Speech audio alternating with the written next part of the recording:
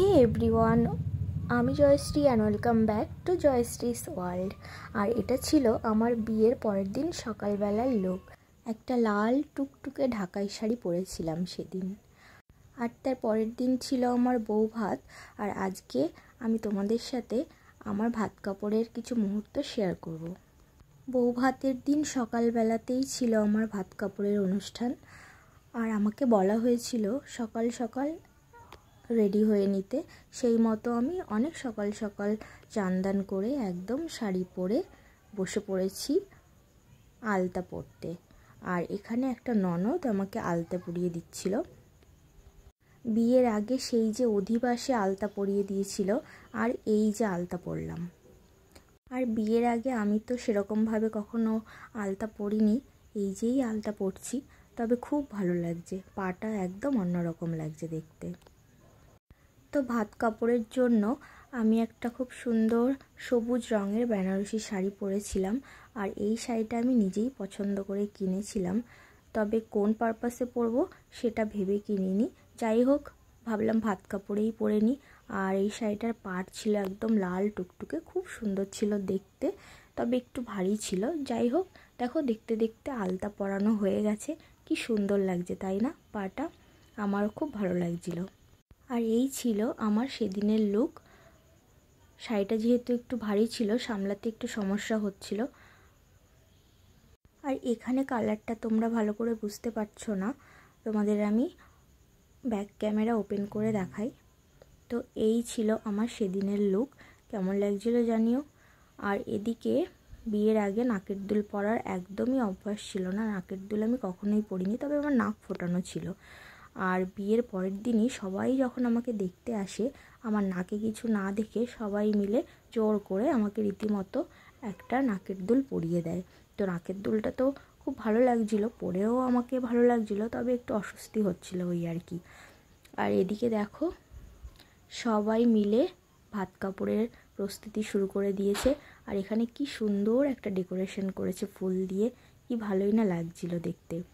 ওখানে লেখা ছিল ভাত কাপড়, আর ওদিকে লেখা ছিল শুভ জয়া। তো আমার খুব পছন্দ হয়েছিল।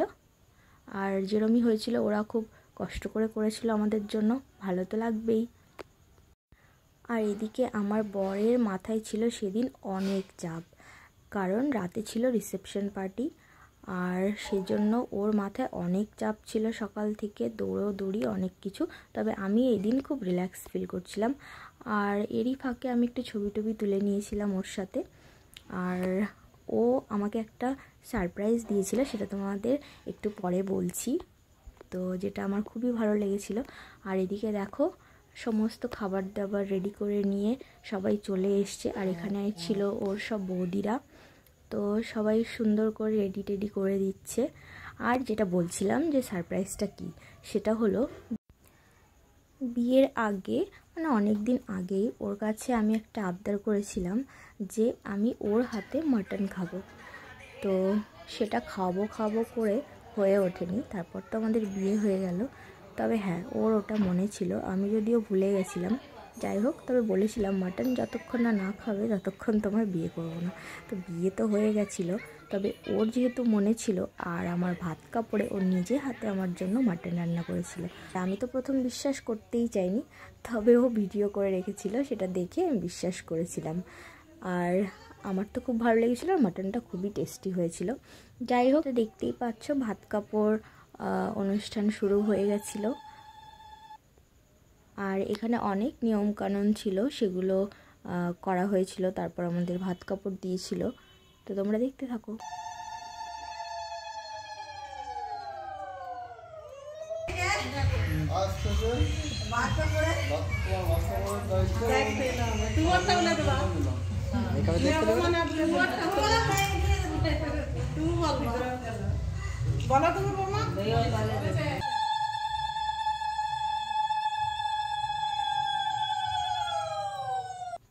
আর এদিকে কী সব নিয়ম টিয়ম ছিল, ওখানে যে আমাদের গাঁটছড়া বাঁধা হয়েছিল ওটারই কি একটা খুলছিল, আমি বিষয়টা ঠিক বলতে পারবো না। তবে তোমরা যারা নিয়ম কানুনগুলো জানো তারা হয়তো বুঝতে পারবে যে কি করছে। তো ওখানে একটা গাঁট খুলছিল, যাই হোক সেটাই করা হচ্ছিল এখানে, আর খুলতেই পারছিল না।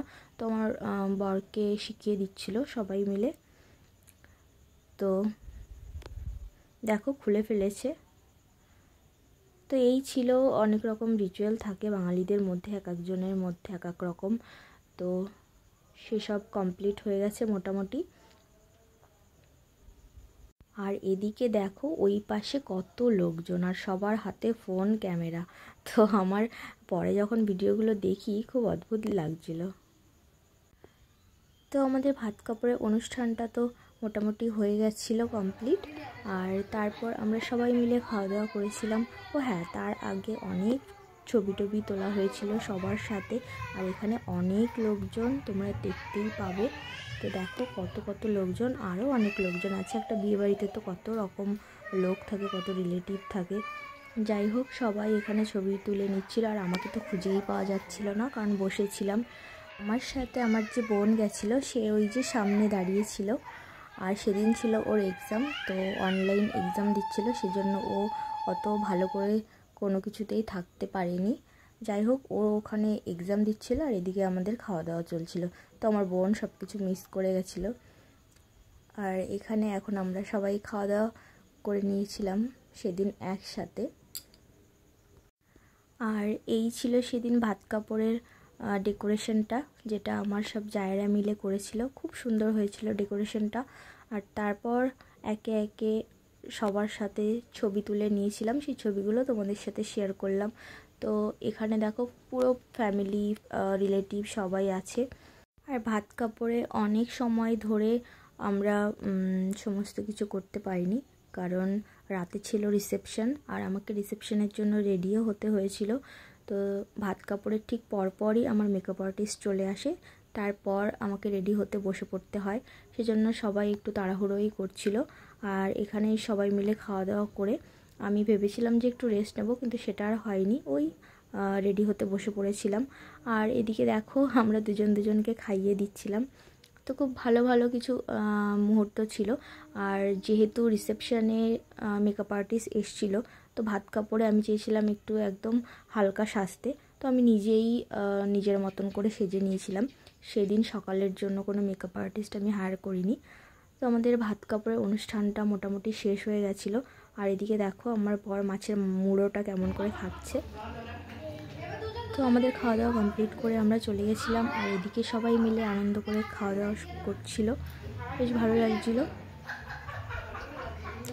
আর এই ছিল আমার ভাত কাপড়ের কিছু মুহূর্ত, যেটা তোমাদের সাথে আমি শেয়ার করলাম।